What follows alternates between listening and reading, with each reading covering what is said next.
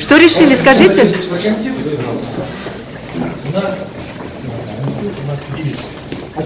Ну что решили, скажите?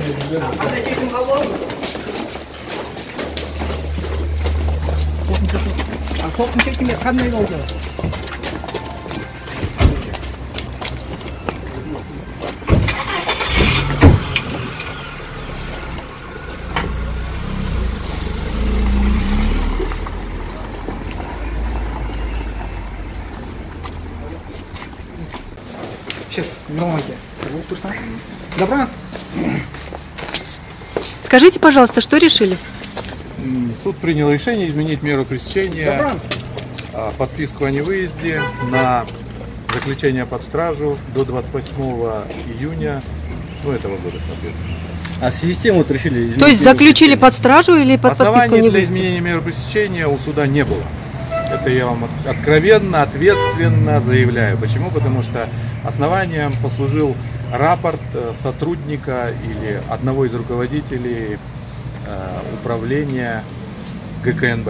Рапорт о том, что у Кулматова якобы имеется паспорт Российской Федерации. Причем ссылки делаются на даты 95-го года.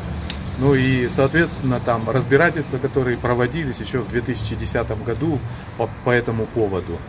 Все они закончились, как вы помните, и эти сведения есть и в Генеральной прокуратуре, тем, что российский суд вынес решение о том, что господин Кулматов не являлся и не является гражданином Российской Федерации.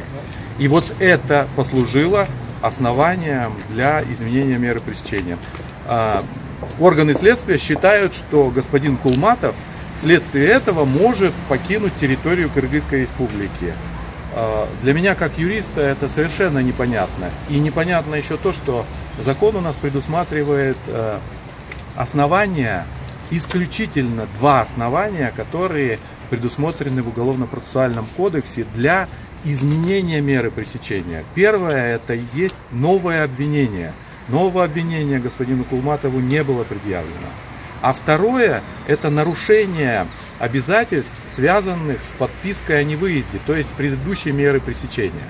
Таковых тоже не было, и это подтвердил сам следователь, соответственно, но это не было и в действительности, то есть не было никаких нарушений. Господин Кулматов, как вы знаете, много раз являлся по вызову следователя и являлся вовремя, в срок, не нарушал другие требования закона, связанные с подпиской о невыезде. Но, к сожалению, я могу констатировать, что закон оказывается не для всех. До 28 июня. Он будет содержаться где? А где будет содержаться? Естественно, содержаться будет в следственном изоляторе ГКНБ Кыргызской республики.